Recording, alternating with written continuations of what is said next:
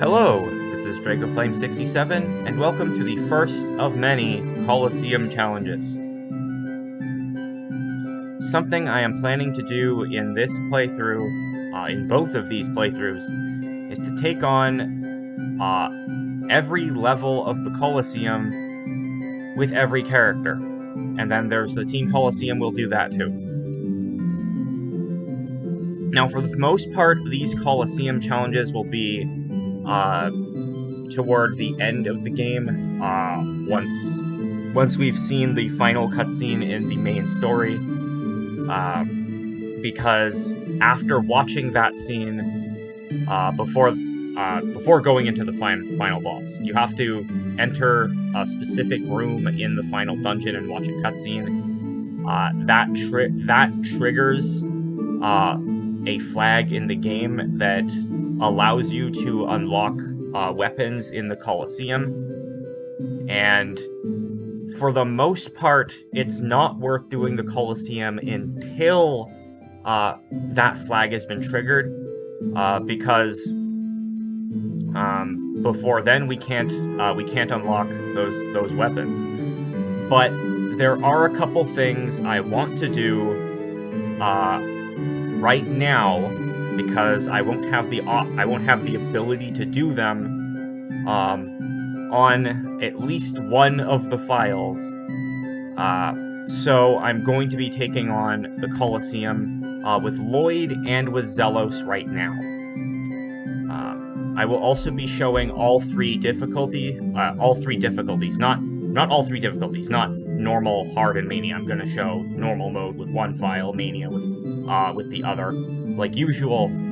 But there are three levels to the Singles Coliseum: beginner, intermediate, and advance.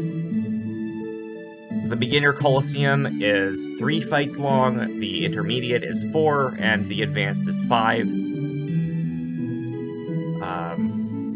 In all of the Coliseums, you are not allowed to use items, and only at the beginning of each fight are you allowed to change your equipment. Now, I plan on doing all 3 levels with every character.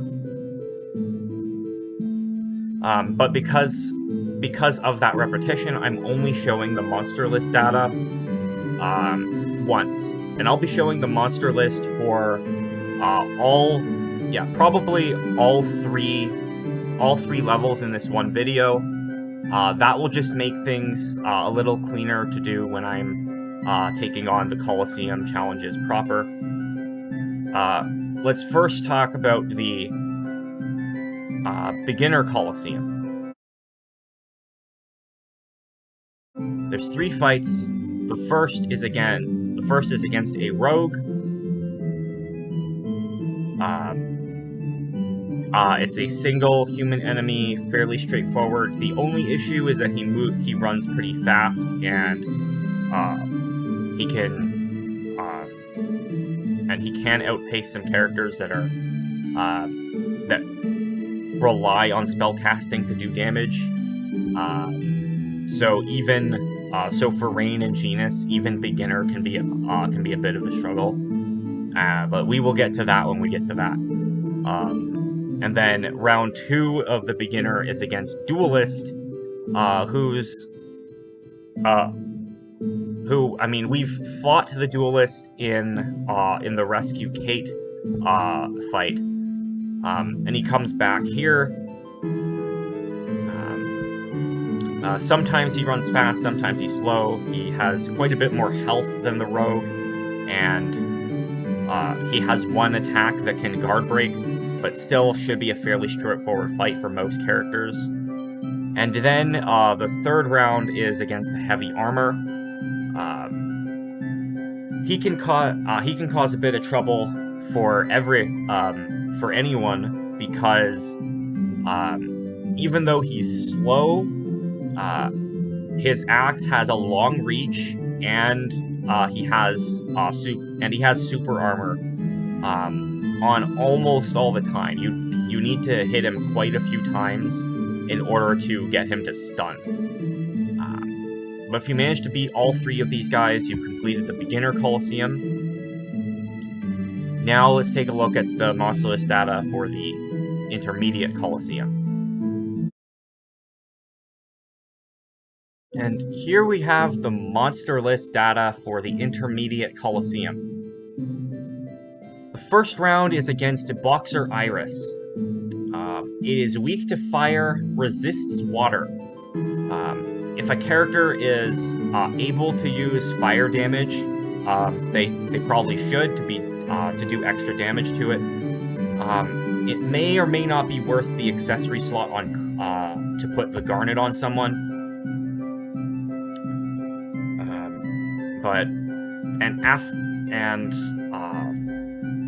He has several fast attacks. If he gets in close, he can throw a lot of punches. All of them are, I think all the attacks are non-elemental as well. So that's something to consider.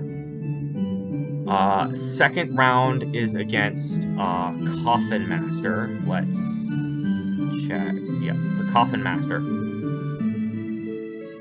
Its attack attribute is dark. That's important.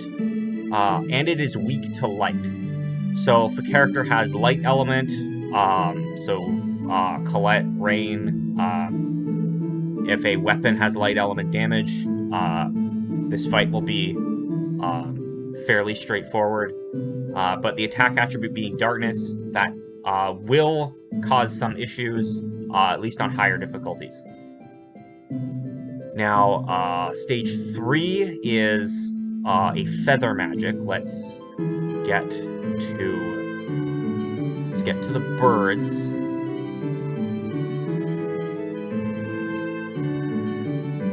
Feather magic. So the feather magic is up in the air.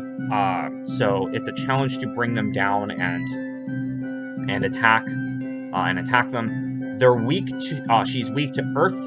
I foresee Persea having an especially easy time against her.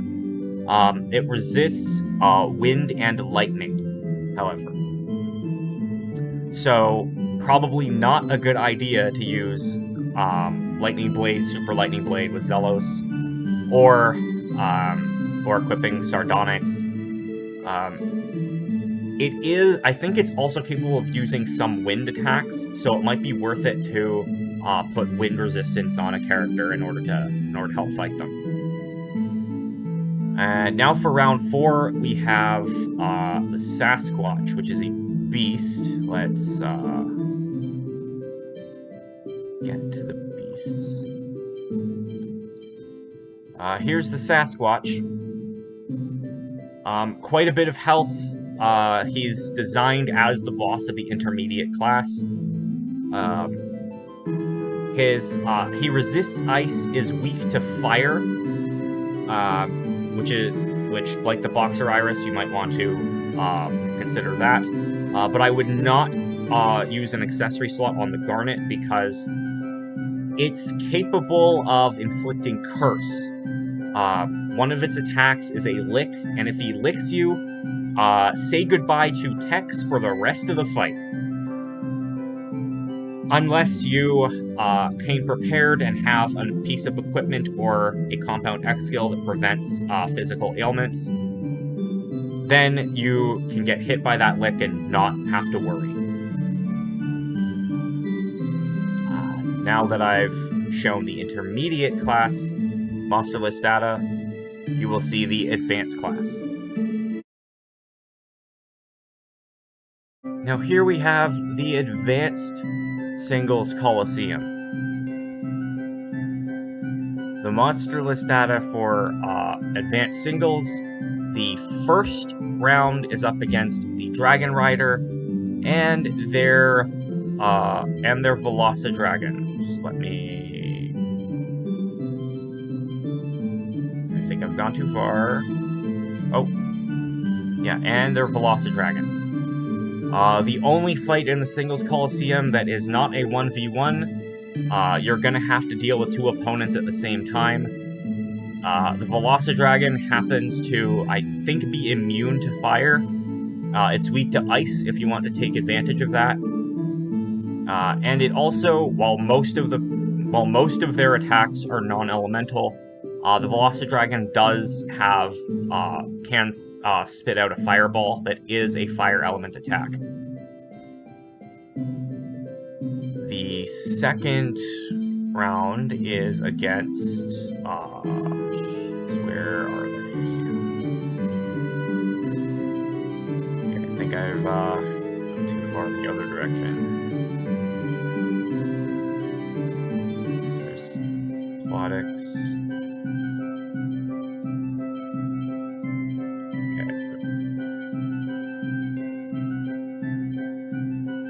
The second round of the Advanced Singles Coliseum is against a Crushed Tortoise. It's got a lot of health, but otherwise it shouldn't be much trouble. It resists water and ice, but it's weak to lightning, and its attack attribute is water. On the Mania mode fights, I will be exploiting the fact that its attack attribute is water, with water resistance, and later on, water immunity.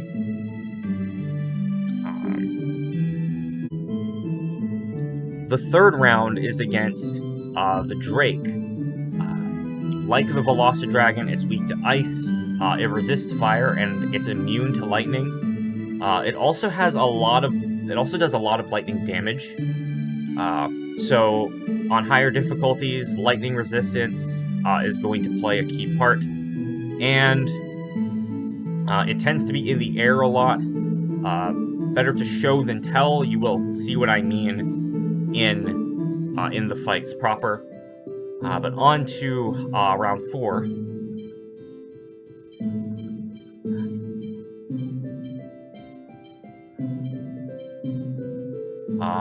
Round 4 is against an Ice Warrior. Weak to fire and lightning, resists water and ice. I think it might be immune to ice, actually. And its attack attribute is ice. We're going to be taking advantage of that on higher difficulties. And it can be a little tricky because it has fairly wide-reaching melee attacks.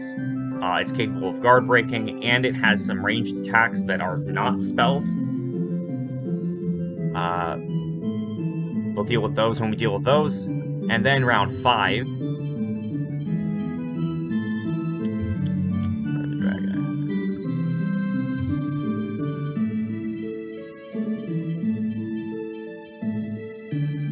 Round 5 is the Dragon Knight. He's got quite a bit of health. This guy can only be fought in the Coliseum. Actually, he was designed specifically to be the final challenge of the Advanced Singles Coliseum. And he's got a lot of attacks with wide reach. He can sometimes jump up in the air and breathe fire on you. He can spit fireballs like the Velocidragon, except unlike the Velocidragon, his fire breath is actually coded as non-elemental. I've tried bringing fire immunity into the fight and still got hurt. So that's something to keep in mind too.